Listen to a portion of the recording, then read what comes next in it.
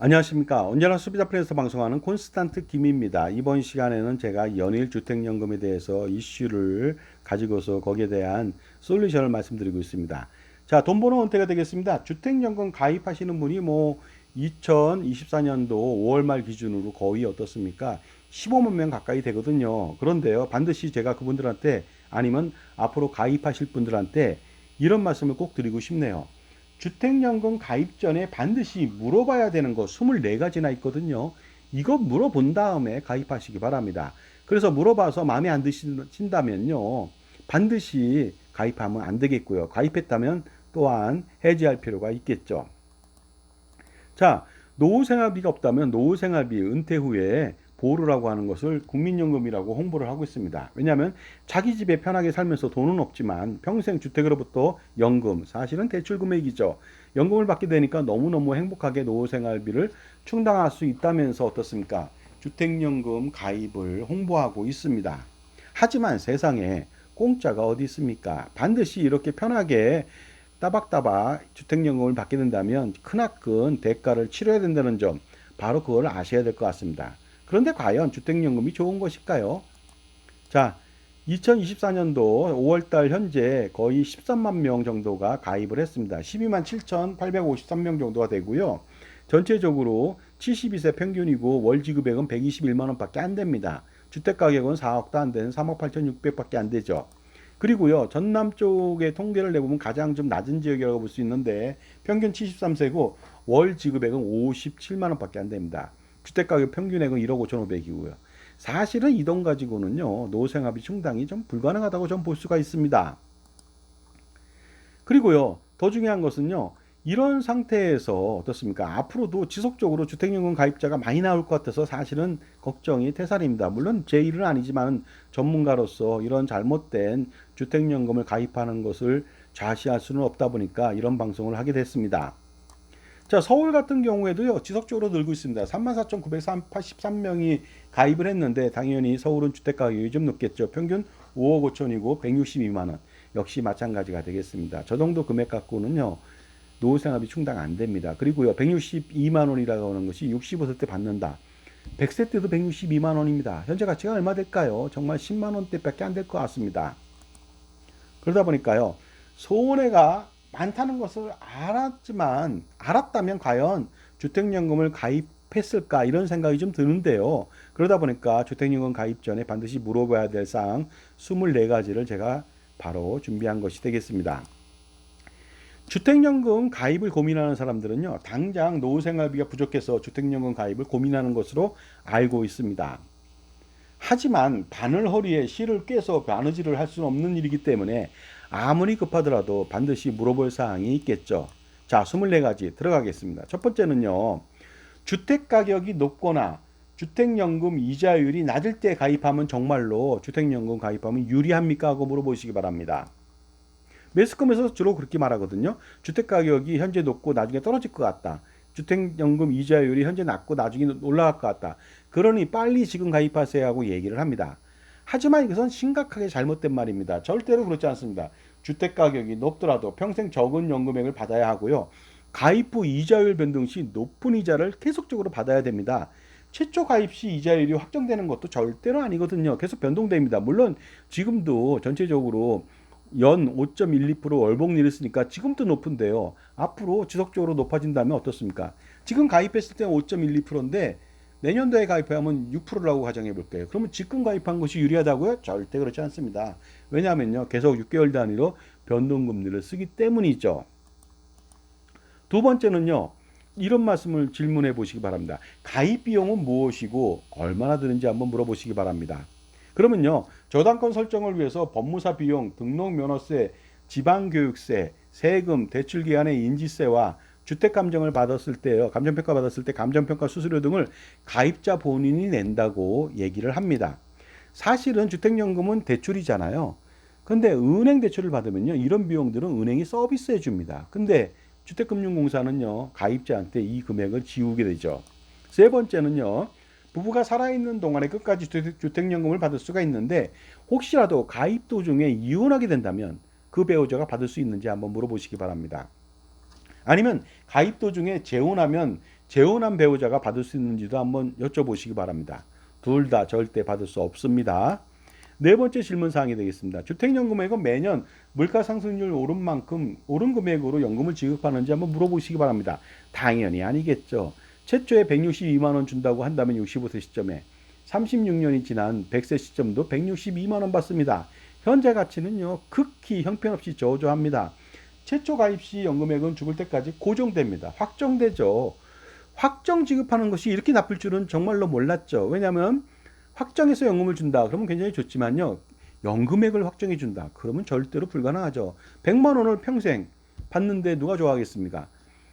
회사에 입사하는데 월급이 300이에요. 근데 너 40년을 일해도 300 줄 거야. 누가 가입하겠습니까? 누가 거기 입사하겠습니까? 절대로 그렇지 않죠. 따라서 주택연금 가입한다면 연금액은 증액되지 않고 지급하지 않습니다. 증액돼서 지급하지 않습니다. 그리고 나중에 정말로 이렇게 된다면 나중에 받는 연금액은 별 볼일 없어지고 형편없어진다는 점을 반드시 아실 필요가 있습니다. 연금액의 현재 가치 좀 알아보도록 하겠습니다. 주택가격 7억 원일 때 65세 때부터 매월 168만 원 정도를 수령할 수가 있는데요. 이 금액이 픽스됐습니다. 2023년도 물가상승률 3.6% 가정 시 80세 시점에는요, 168만 원이 아닙니다. 99만 원밖에 안 됩니다. 58.8% 수준이 되겠죠. 그런데 만약에 90세 시점이라면 어떨까요? 69만 원밖에 되지 않습니다. 100만 원이 그냥 날아가 버렸습니다. 그 다음에 100세 시점에는요, 49만 원밖에 되지 않습니다. 어떻습니까? 거의 4배 가까이 줄었죠. 그러니까 어떻습니까? 168만 원 가지고도 노후생활비 충당이 힘든데 거기에 4분의 1 토막 난 49만 원 가지고 노후생활비가 가능하겠습니까? 제가 볼 때는 불가능합니다.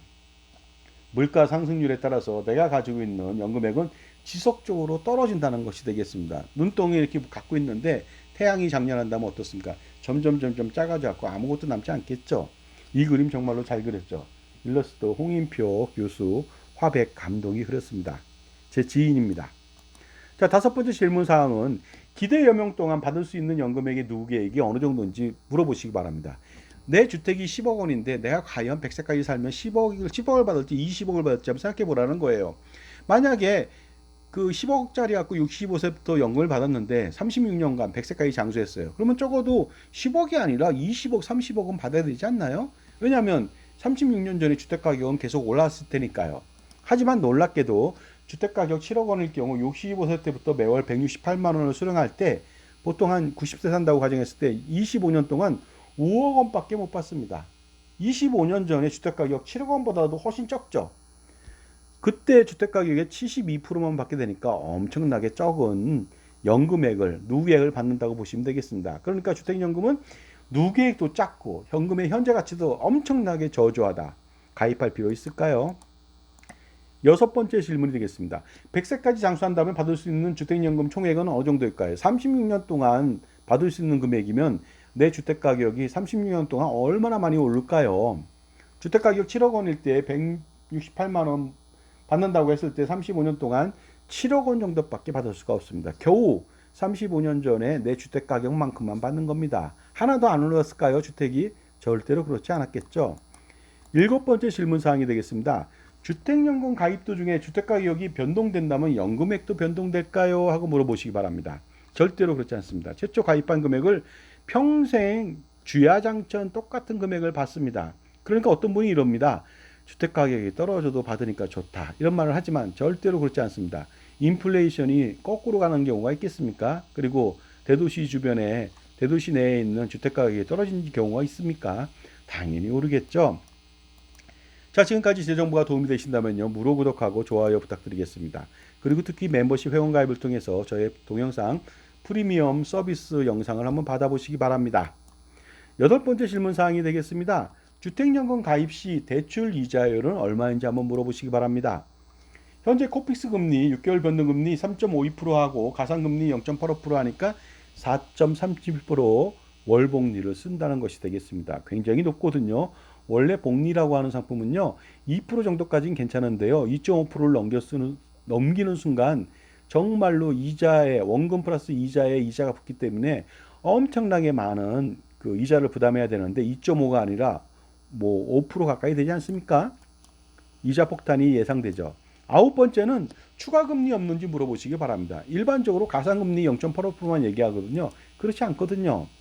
연보증료 0.75%를 가산해야만 합니다. 그러다 보니까 가상금리까지 합쳐서 총 5.12% 월복리 이자를 쓰니까 이것은 정말로 폭탄이 됩니다.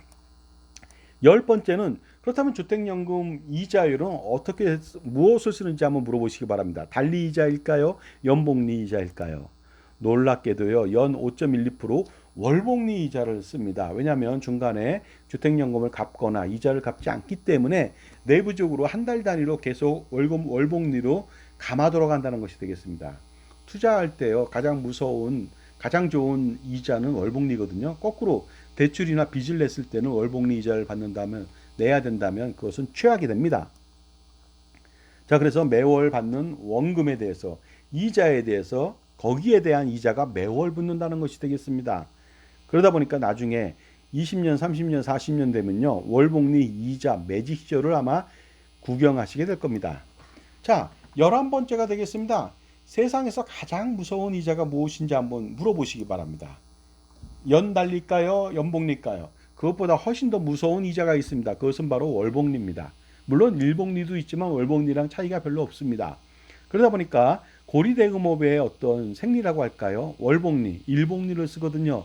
이게 얼마나 무서운지는 물어보시기 바랍니다. 이게 무섭지 않다고 말하면 그 사람의 자질에 문제가 좀 있는 거죠.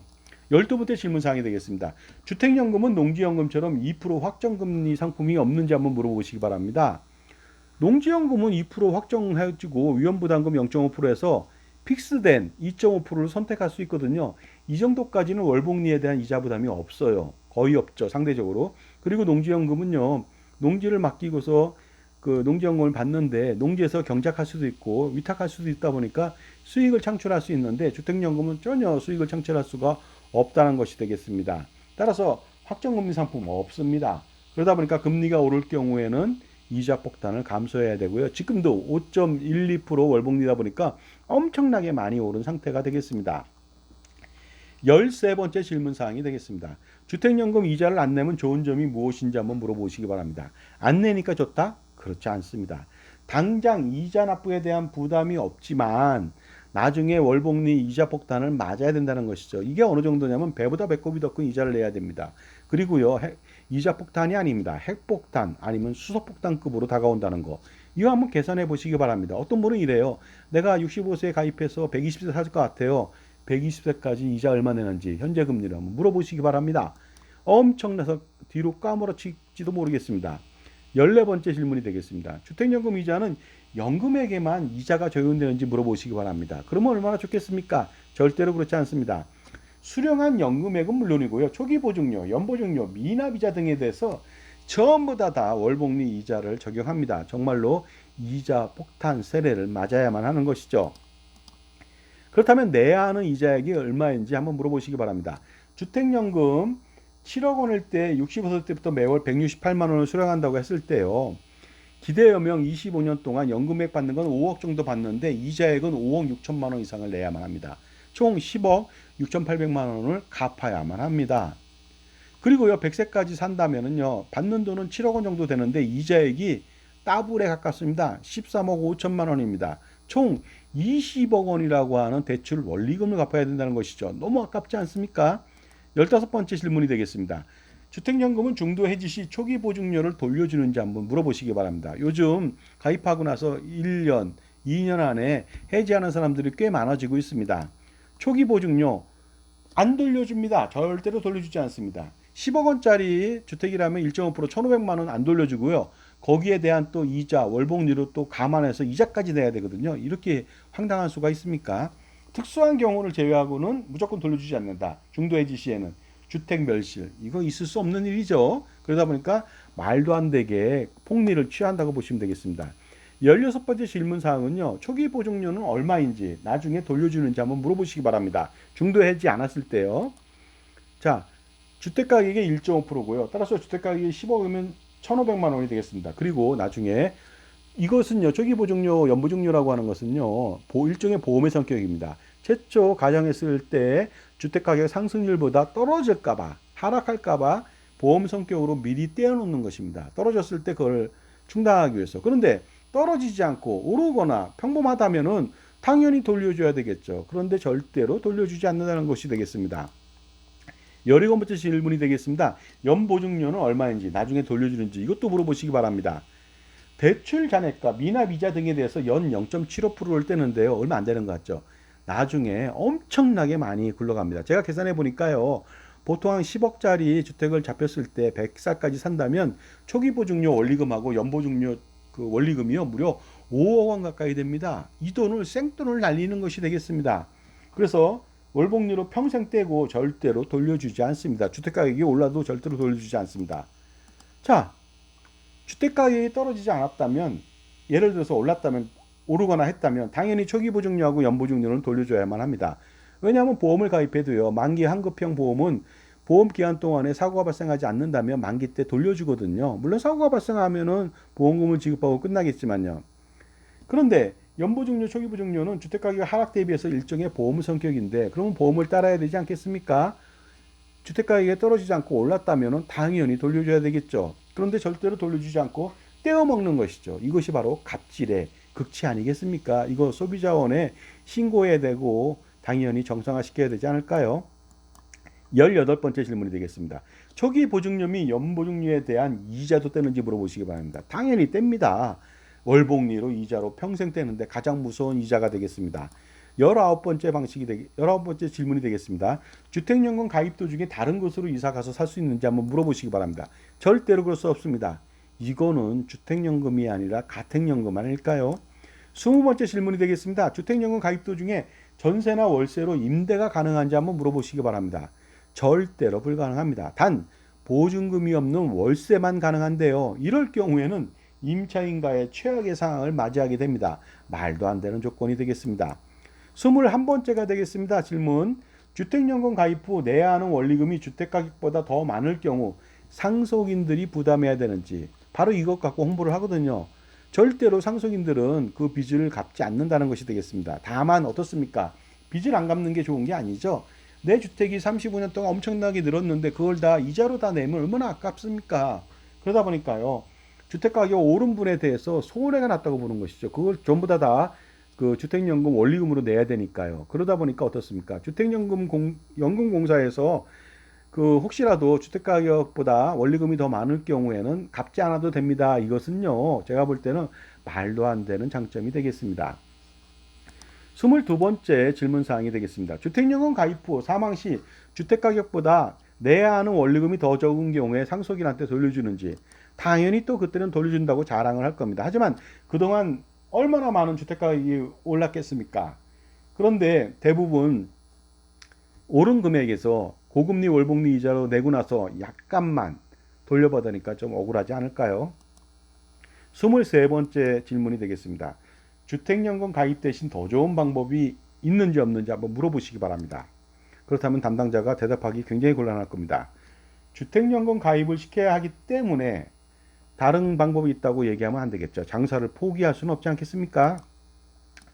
마지막으로 24번째 질문이 되겠습니다. 당신 같으면 주택연금을 가입하겠는가? 당신의 가족한테 권하겠는가? 당신의 친지나 친구한테 권하겠는가? 하고 한번 물어보시기 바랍니다. 그렇다면 대답하기 곤란할 겁니다. 하지만 가입하겠다, 권유하겠다 이런 식으로 말한다면 그는 거짓말을 하고 있거나 아니면 금융에 대한 전문가적 소양이 너무나도 부족한 사람일지도 모르겠습니다.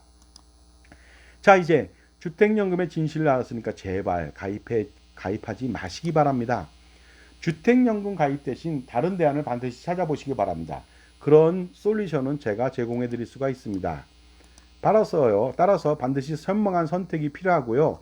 자기 편에서 현명한 선택을 할 수 있도록 도와주는 사람의 조언이 필요하겠습니다. 자, 그러므로 최고의 전문가를 곁에 두고 평생 현명한 선택을 하시기 바랍니다. 당신만을 위한 종합자산관리사 누굽니까? 없다면 바로 지금 준비해 주시고요. 지금 섭외해 보시기 바랍니다. 안 그러면 평생 어떻습니까? 잘못된 전문가들의 먹잇감으로 전락되기 십상이죠.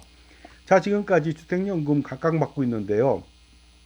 주택연금 가입 전에 반드시 24가지 물어보시고요. 그래서 주택연금의 실체를 안 다음에는 절대로 가입하면 안 되겠습니다. 가입한 지 얼마 안 됐다면 반드시 해지해 보시기 바랍니다. 감사합니다.